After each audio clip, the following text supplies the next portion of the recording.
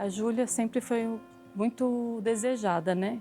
Então, quando a gente casou, eu e meu marido, em 2006, e aí em 2010 eu fiquei grávida dela. Então, nós nos preparamos, né, tanto com relação à casa, ter uma estrutura boa para receber ela. E quando foi em janeiro de 2010, aí eu descobri que eu estava grávida dela. Para mim foi uma felicidade imensa e até então, assim, a gente achava que não ia ser uma menina. Eu sempre, no meu íntimo, eu falava para Deus que eu queria ter uma filha. Só que a família do meu marido são todos homens, né? Da parte da minha sogra, são todos homens. E aí as pessoas falavam, ah, não, vai ser menino, vai ser menino. No dia que o médico falou que era uma menina, nem eu acreditei. Eu falei, não, acho que ele deve estar mentindo, a gente vai fazer o quarto rosa e vai chegar um menino, não vai ser menina. E aí veio ela. Pra gente foi o maior presente que Deus pôde nos dar. Ela, desde pequenininha, ela sempre teve a personalidade dela. Então, acho que é isso que marca muito ela, né? Às vezes as pessoas falavam assim, ah, a Ju, ela dá resposta. Assim, não, é que ela tinha personalidade forte. Na verdade, ela tinha opinião. Mas sempre foi uma criança muito carinhosa, assim, comigo, com todo mundo, né? Sempre foi aquela que a gente gostava de abraçar, beijar. Ela teve um aneurisma, né, um AVC hemorrágico. Mas nunca teve uma dor de cabeça, nunca reclamou de dor de cabeça. Eu sempre fui muito zelosa com ela com relação à saúde, né, desde bebezinha. Nunca negligenciei questão de pediatra, de vacina, de nada. E como foi tudo muito de repente, para a gente associar foi até mais difícil, porque foi uma coisa dela estar bem durante o dia inteiro, no dia 3 de novembro, que ela estava bem. Né, a gente tem vários vídeos, várias fotos com a minha sobrinha, ela brincando, tudo, durante o dia inteiro. E à noite, 10 horas da noite, ela estava entubada em coma e não voltou mais. Então, por mais que eu tenha certeza de que ela está no melhor lugar que ela poderia estar, né, porque a gente tem provas, né, com o padre que deu a unção dos enfermos para ela, de que Nossa Senhora recebeu ela e levou ela ao céu junto a Jesus, ela me faz muita falta, né? Então por isso é difícil, porque eu acho que é a falta que faz, né? Porque a gente era companheira. Eu tinha parado de trabalhar 1 ano e meio para me dedicar a ela, então a gente estava muito grudada, assim, né? Nós três, enquanto família, né? A gente estava morando em Indaiatuba, então a gente estava muito próximo, eu, ela e meu marido. A gente sempre foi, graças a Deus, mas estava muito mais. No começo do ano de 2022, meu marido ele ficou doente, ele pegou Covid, ficou internado 5 dias na UTI. Então, daquele dia em diante, fora o que já tinha acontecido antes com uma prima minha, que também quase morreu, a gente começou a repensar muito na vida com relação ao que é mais importante pra gente. Às vezes a gente está trabalhando, mas não ter tempo com a família, porque eu não tinha tempo e eu sempre trabalhei desde que ela nasceu, né? Então eu trabalhava na mesma empresa desde que ela nasceu. E eu tinha horário para entrar, mas não tinha horário para sair. E aí, quando aconteceu isso com ele, eu conversei com meu marido. Eu falei, eu acho que a gente precisa rever um pouco as coisas com relação ao nosso tempo. Porque às vezes o tempo nosso é tão curto e a gente não sabe. Mas eu nunca na minha vida, eu imaginava que isso fosse acontecer. E aí a gente decidiu, falou, então vamos, como ele estava trabalhando remoto e eu saí da empresa, que a minha empresa não era remoto. Aí a gente começou, então vamos mudar para o interior. Aí a gente começou a pesquisar os lugares. E viu em Indaiatuba uma cidade assim, com uma qualidade de vida boa, com uma estrutura boa, com boas escolas para colocar ela. E aí foi quando a gente decidiu mudar para Indaiatuba. E eu falo, sim, com toda a certeza do meu coração, que foram os 10 meses mais maravilhosos da nossa vida. Foi os 10 meses que a gente passou lá, que a gente mudou em janeiro de 2023 e aconteceu tudo em 4 de novembro de 2023. Hoje eu entendo isso. Hoje eu entendo que Deus já tinha preparado tudo para a gente se unir mais ainda enquanto família, porque ao mesmo tempo a gente meio que desvinculou ela um pouco dos primos que moravam em Carapicuíba, porque eles sempre foram muito grudados, né, de todo dia estar ali brincando junto. Então foi uma forma de até preparar eles também. Não que o sofrimento deles seja o menor hoje, que eu tenho certeza que não é de ninguém da família, mas para que ficasse mais fácil, né, vamos dizer assim. E pra gente, enquanto família, aproveitar o máximo que a gente podia, nós três juntos. Então era os três ali para tudo, e eu e ela, e eu por ela e ela por mim, assim, nesse sentido de eu levar para a escola, buscar da escola e levar para fazer trabalho. E ela estava numa fase de estar, né, na pré-adolescência ali, então gostava de fazer unha. Ela sempre foi muito, eu sempre incentivei ela, né, de ser muito cuidadosa com o corpo, assim. Então ela gostava de fazer sobrancelha, ela fazia a unha, né, gostava de estar sempre com o cabelo arrumadinho, que ela amava, o cabelo dela era enorme, o cabelo dela era a coisa mais linda. Tem hora que eu falo que eu me sinto ociosa, assim, porque a minha maior companheira hoje eu não tenho mais para estar comigo no dia a dia. E ela me faz muita falta mesmo.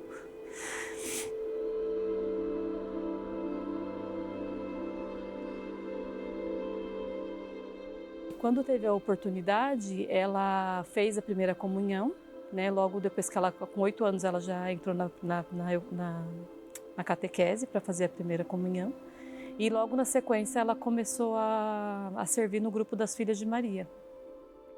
E para mim foi uma felicidade muito grande, porque era uma coisa dela. Não é que eu falei, não, você tem que fazer alguma coisa na igreja. Não, ela que por si só, eu só expliquei para ela qual que era a responsabilidade que tinha umas Filhas de Maria, porque a partir do momento que você assume um compromisso, você tem que estar ali. E ela falou, não mãe, eu quero. E ela servia assim com todo o amor dela. Era bonito de ver, né? Porque ela ia com vontade mesmo, com gosto, porque ela gostava daquilo que ela estava fazendo. Assim, acho que hoje a gente fala, né? Que muitos padres falam, né? O objetivo de vocês cumpriram, né? Que foi direcionar a filha de vocês para o céu. E eu tenho certeza de que ela está no céu com Deus e Nossa Senhora. Tem momentos e momentos, né? Eu falo que às vezes, né, eu me questiono muito disso, né? Porque eu sempre acreditei em Deus, nunca, mesmo quando aconteceu, eu nunca blasfemei contra Deus pelo que aconteceu. A única coisa que a gente se questiona é o porquê, né? O porquê Ele permitiu, porque a gente sabe que no caso dela foi uma permissão de Deus, porque Ele poderia ter feito algo diferente, Ele poderia ter feito um milagre na vida dela. Só que por algum motivo que nunca a gente vai saber, né, ele não fez. E então eu me apego muito na fé que eu tenho em Deus e Nossa Senhora para poder seguir, né? Para todo dia pedir para Deus me manter de pé, ter a certeza de que ela não morreu, de que ela vive no céu, né? De que ela vive em Deus, ela vive para Deus. Hoje ela vê Deus face a face, Nossa Senhora. Então isso para mim é muita alegria saber que ela está lá já contemplando de tudo isso. Embora eu gostaria que ela estivesse aqui, mas o que eu falo hoje é que o que eu peço muito é só para Deus me dar força, para mim nunca esquecer de que o quanto eu amo Deus e Nossa Senhora, o quanto Ele é importante na minha vida e que eu tenho certeza de que se eu estou de pé hoje, tanto eu como meu marido, que ele é a parte principal assim para eu estar de pé, porque ele é uma pessoa de muita força e ele me ajuda todo dia. Eu falo que se não fosse ele, café dele na nossa vida, a gente teria caído, né? A gente cai às vezes, mas a gente sabe o caminho de volta. E a frase que ele me falou no dia que tudo que aconteceu, né? Lá no dia 4 de novembro, ele falou para mim, ele me viu desesperada. E aí ele falou para mim, a gente sempre creu sem ver, a gente sempre acreditou em Deus sem ver. Não é agora que a gente vai deixar de acreditar. Né? Então é isso que nos torna forte, assim, né? A gente continuar crendo que existe um Deus sim, que nele tudo pode, que existe uma mãe que cuida da gente, que nos carrega no colo todo dia e que vai nos manter de pé, por mais difícil que seja, porque não é fácil. A dor, ela é muito profunda. A saudade, ela é imensa. Né? Semana foi o aniversário dela, segunda-feira. Então você imagina, ao invés de você estar comemorando a vida da sua filha por mais um ano de vida, você ter que ir no cemitério, levar flores e rezar ali junto com ela, né? Então é muito difícil. Mas eu na terça-feira eu agradeci a Deus pelo dia que eu passei na segunda, porque eu achei que eu não ia conseguir passar, que eu não ia ser capaz. E ele me deu a força que eu precisava para passar a segunda-feira e terça-feira eu estava de pé rezando de novo, pedindo só força para passar mais um dia. Que é o que eu faço, eu acho que todo dia eu peço para Deus me dar força para passar mais um dia, porque Se a gente não pedir força diária para Deus, a gente não aguenta. O que a gente fala aqui a força não é nossa, a força é do Espírito Santo, porque é humanamente impossível uma pessoa, que eu acho que perde qualquer pessoa da família, né, que no caso, né, nós que devolvemos os filhos, se manter de pé se não for por Deus. Não se mantém, porque é uma dor assim, que tem hora que se você para pensar, você entra em pane, você entra em parafuso, assim. Você imaginar que nesse plano, você nunca mais vai ver, você nunca mais vai abraçar, nunca mais vai beijar. Então é muito difícil.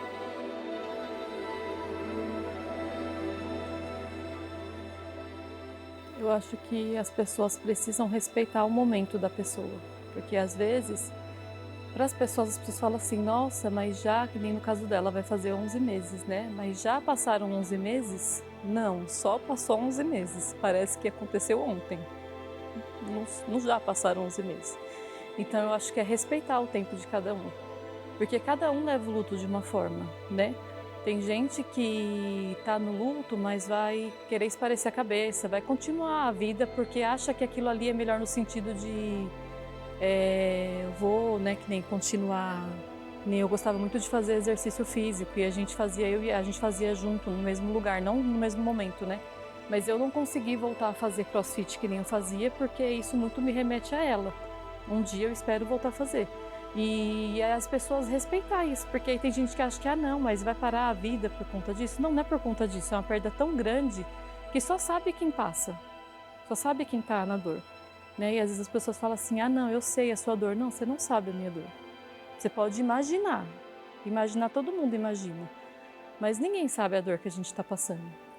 É uma dor assim tão profunda, que não adianta, só vai saber quem passa sabe. Né? Quando eu converso com alguém que passou pela dor, eu sei que a pessoa está sentindo a mesma coisa que eu. Mas alguém que tem filho e o filho está aqui ainda, ela pode sentir porque ela também é mãe. Então ela se coloca no seu lugar, mas ela não sente a dor que você está sentindo. O que me consola, né? Tem um grupo de apoio que eu participo, que é o Prosseguir, que é uma coisa que desde que eu comecei a participar me faz muito bem. Hoje eu ter pessoas, né, que nem eu falo, que a gente às vezes encontra as pessoas não no momento muito adequado da vida, né? Mas é pessoas que Deus coloca para nos fortalecer e nos erguer todo dia, né? E saber que é possível seguir adiante. Então Deus colocou muitas pessoas no meu caminho, né? Que hoje me ajuda, né? Que eu até falo muito da Eliane, né? Que ela, para mim, ela de verdade é um presente que Deus colocou na minha vida. Porque ela me ajuda muito. Eu falo para ela, você não tem noção do quanto que você me ajuda diariamente. E tantas outras pessoas. E eu acho que ter uma família que eu tenho, né? Porque graças a Deus eu tenho uma família de muita fé, né? E eu tenho certeza que isso faz toda a diferença, porque é todo mundo rezando pelo mesmo propósito, pelo mesmo objetivo. Uma outra coisa que hoje me consola é que Deus tocou no meu coração. Desde o começo, na verdade, Ele tinha tocado no meu coração de que eu precisava rezar pelas pessoas, porque o que eu senti falta quando tudo aconteceu? Eu não via quando alguém vai rezar um terço, eu nunca vi ninguém pedindo pelas pessoas que perdem. As pessoas sempre pedem por um emprego, por quem está na UTI, por quem está passando por necessidade, pelo casamento, por uma doença. E aí você nunca vê alguém falando assim, não, vamos rezar por aquelas pessoas que estão enlutadas, por aquelas pessoas que devolveram seus filhos, especificamente assim. E eu senti muita falta disso, porque eu falei, hoje, eu lá no começo, por muitas vezes, eu nunca tive força para rezar. Porque eu falo, hoje quando eu entro em desespero, a única coisa que eu consigo falar é Jesus me ajuda, só. Eu não consigo rezar um Pai Nosso, eu não consigo rezar uma Ave Maria. Eu não sei, é uma coisa assim que a única coisa que vem na minha cabeça é Jesus me ajuda, só consigo falar isso. E eu sei que muitas pessoas no momento do desespero não têm força para rezar, não conseguem. E então desde o começo eu senti muito essa necessidade, e não por mim, porque eu, graças a Deus, tenho uma família, tenho uma rede de apoio, tenho amigos, pessoas que Deus colocou na minha vida, de que é de muita fé. E eu sei que a corrente de oração até hoje ela é muito grande, né, por mim e por todas as outras pessoas que passam pela mesma dor. Só que eu falei assim, só que eu não vejo ninguém rezando por isso. Então Deus tocou no meu coração de eu rezar pelas pessoas que passam por essa mesma dor. E aí eu fiquei postergando isso, né? Eu rezava no meu íntimo, mas eu fiquei postergando. E aí teve um dia que eu estava rezando o terço com a minha família em prol da saúde da minha prima, que ia fazer uma cirurgia de aneurisma. No dia seguinte, isso foi numa segunda-feira, na terça-feira ela ia se internar. E aquele dia eu me emocionei muito no terço e eu senti que Deus falou para mim, você tem que todo dia rezar o terço que nem você está rezando, com o propósito que você tem no seu coração. E aí daquele dia em diante eu criei um grupo no WhatsApp mesmo, fui convidando as pessoas que eu sei que sempre reza, a maioria da família, mas tem pessoas de fora e quem quiser entrar, né, eu abro o grupo 7h10 da manhã para a gente rezar e é isso que eu venho fazendo, então isso me consola em saber que apesar da minha dor, eu ainda consigo rezar pelos outros, porque eu acho que isso me fortalece e eu consigo de alguma forma todo dia pedir por aquelas pessoas que não têm força para rezar. E eu sempre falo, né, para que cada Ave Maria e Pai Nosso que a gente reza naquele terço, que chegue para Deus e Nossa Senhora em prol de todas essas pessoas que não têm força para rezar, às vezes não tem uma família para estar ali junto, apoiando, porque a gente sabe que muita gente se acaba no momento desse porque não tem um apoio. Porque é difícil, é a vontade que você tem é de sumir, né? Às vezes eu falo, né, tenho vontade de sumir, de entrar num buraco e nunca mais aparecer. Só que se você tem uma rede de apoio que te ajuda e reza junto com você e está ali em oração junto com você, é diferente. E a gente sabe que tem gente que não tem isso. Então eu acho que o meu maior consolo hoje é esse. É conseguir, né, estar de pé e conseguir ainda rezar pelas pessoas que passam pela mesma dor que a minha. E eu tenho certeza, assim, que ela é a minha maior intercessora que eu tenho lá hoje. Então, e eu falo também que ela é a que mais me ajuda, né? Que tem até uma coisa que eu sempre que eu tenho oportunidade eu falo, porque na quinta-feira, antes de tudo acontecer, eu tinha conversado com ela naquela semana que ela não gostava muito de me ajudar. Ela era uma criança muito estudiosa, amava estudar. Só que ela não gostava de me ajudar nas coisas em casa, assim, né? Tipo, ela cuidava do quarto dela, mas o restante ela achava que não precisava fazer. Aí eu falava pra ela, Ju, me ajuda a secar uma louça, a tirar um lixo do banheiro, né? Não era pra fazer nada demais, uma coisinha ou outra ali. E eu vinha falando isso pra ela. Aí na quinta-feira, antes de tudo acontecer, eu lembro muito claro. Eu tava na pia lavando louça. Aí ela chegou por trás, assim, ela tinha mania de abraçar a gente assim por trás. Aí ela me abraçou, aí ela falou assim pra mim, mãe, eu pensei, bem, a partir de hoje eu vou te ajudar todos os dias. Eu só não imaginava que a ajuda que ela estava me falando era essa. Então, assim, eu tenho certeza que é essa ajuda que ela estava me falando, de que lá no céu ela ia me ajudar todo dia a se manter de pé.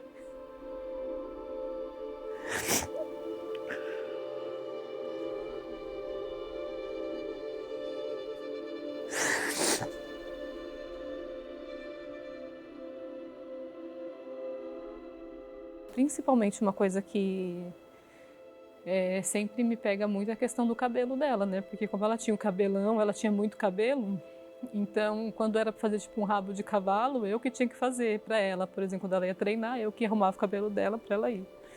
E no começo eu falava isso, falava, meu Deus, quem vai fazer isso para ela agora? Eu não tô lá. Ela tá sentindo a minha falta de estar junto com ela, fazendo as coisas com ela.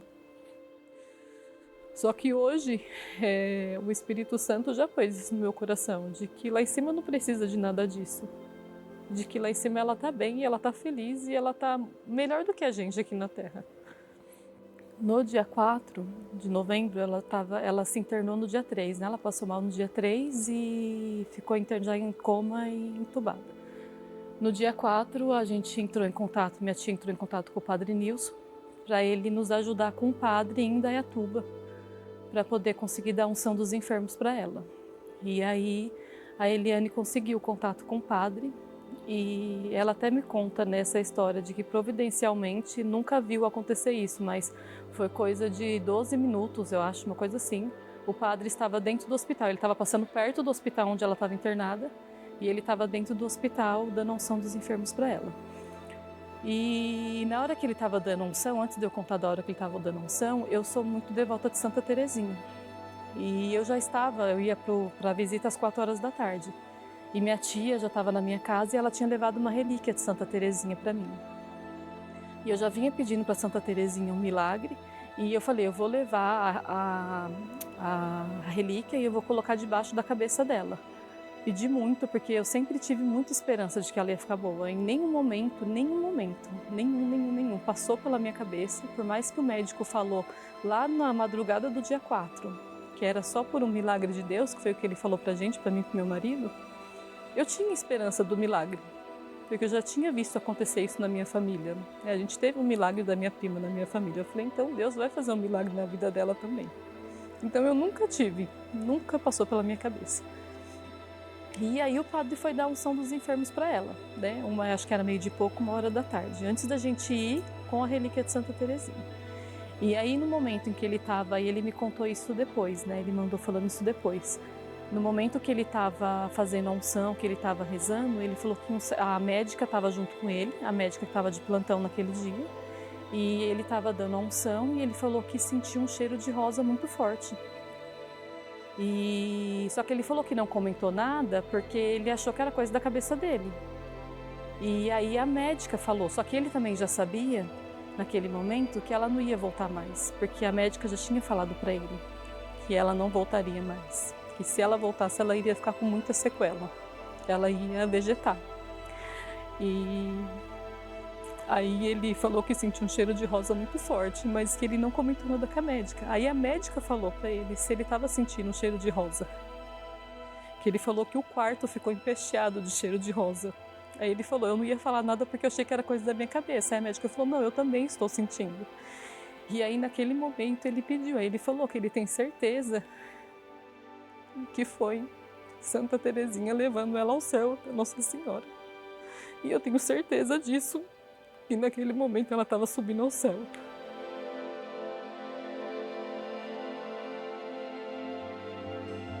A frase de Santa Terezinha, né? Eu não morro, eu entro na vida. Então eu tenho certeza que a Ju, hoje ela vive, né? Ela não morreu. Ela morreu para esse plano, né? Mas para o plano de Deus não. Ela vive. E aí eu falo, hoje ela está lá com todos, praticamente todos, né? Que ainda tem 2 bis, que é os pais da minha mãe que estão vivos. Mas os outros com certeza estão cuidando dela lá para mim. Então hoje me consola nesse sentido, né? De eu saber que ela está lá com pessoas que ela amava também. E existe alguma outra passagem no Evangelho, na Bíblia, que conforte seu coração? Ai, acho que é que eu e minha casa serviremos ao Senhor. Acho que é isso, porque hoje eu sei. É o que eu falo, né? Eu sempre fui da igreja, a gente sempre esteve disposto a Deus, mas hoje muito mais. Hoje eu falo que a gente está 110%, né, entregue a Deus. E eu falo que se eu e meu marido, desde o início, se a gente não servisse a Deus, hoje a gente não estaria de pé. Então eu falo que essa frase eu acho que é a mais certa mesmo, né? Que se a gente sempre serviu a Deus, é por isso que a gente consegue estar de pé hoje. E a gente nunca vai desistir, por mais difícil que seja, a gente nunca vai desistir de seguir Ele, de encontrar com Ele. Porque hoje o nosso maior objetivo de vida, eu falo que não é ganhar dinheiro, não é ter casa, não é ter nada. É só alcançar o céu para poder estar junto com ela. Porque eu sei que não é fácil alcançar o céu, mas eu estou tentando fazer minha parte aqui na Terra. Porque eu tenho certeza de que eu vou encontrar com ela.